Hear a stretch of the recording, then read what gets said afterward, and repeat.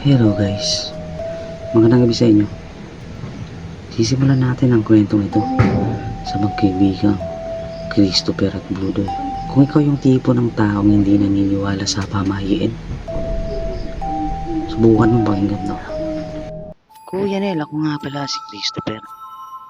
At ang kwentong aking ibabahagi ay tungkol sa kaibigan ko na si Bludoy, na noon kilala bilang sobrang mapaglaro at laging palabiro. Pero biglang nag-iba matapos siyang makialam sa isang bagay na hindi niya dapat pinaglaruan. Si Budoy ay may ugali na laging tumatawa at hindi masyadong naniniwala sa mga pamahiin. Mapagmata siya at laging sinasabing walang kwenta ang mga kwentong tungkol sa mga lamang lupa at mga punso, na sinasabing tirahan ng mga engkanto.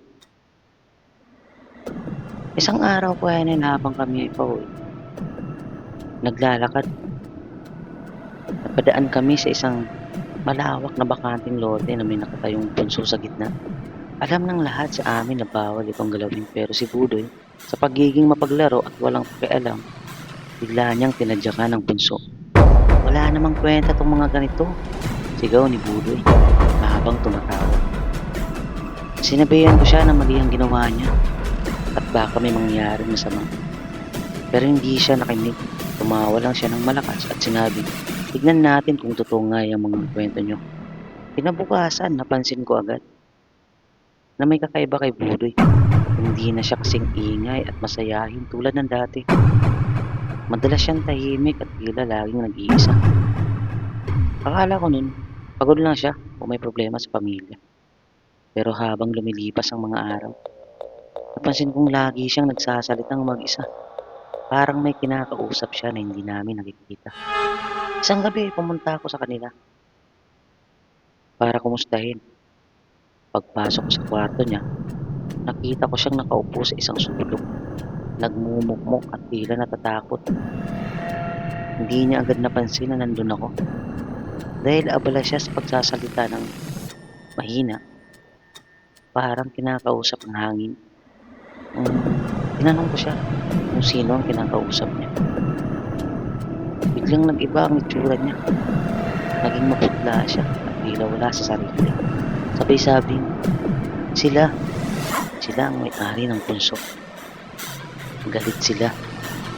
Sinasabi nila na hindi ko dapat ginawa yun. Bulong niya sa akin habang nanginginig.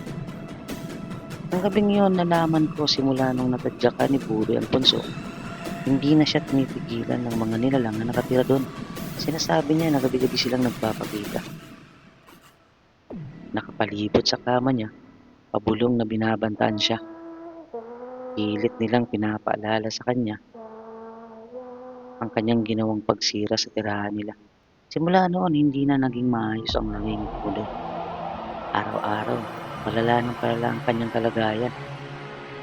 Lagi siyang nagmumukmok sa isang sulok at madalas siyang umiiyak nang walang dahilan.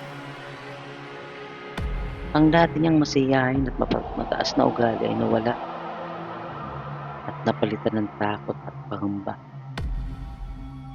Hindi na namin alam kung paano siya matutulungan at kahit mga albularyo na napuntahan namin, isinasabing mahirap bawiin ang ginawa niya. Kuya Nel, sana magsilbing aral ito sa lahat. Hindi biro ang pakikialam sa mga bagay na hindi natin nauunawaan. Si Budoy na dati ay malakas ang loob, hindi naniniwala sa pamahiin, ay naging biktima ng sarili niyang pagpapabaya. Hanggang ngayon, naririnig pa rin namin siya nagsasalitang mag-isa.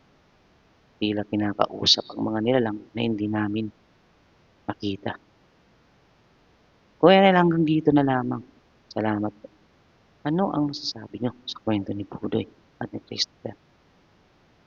Isa ba sa mga hindi naniniwala sa pamahiin? Mag-ingat ka at lagi kang magdasal.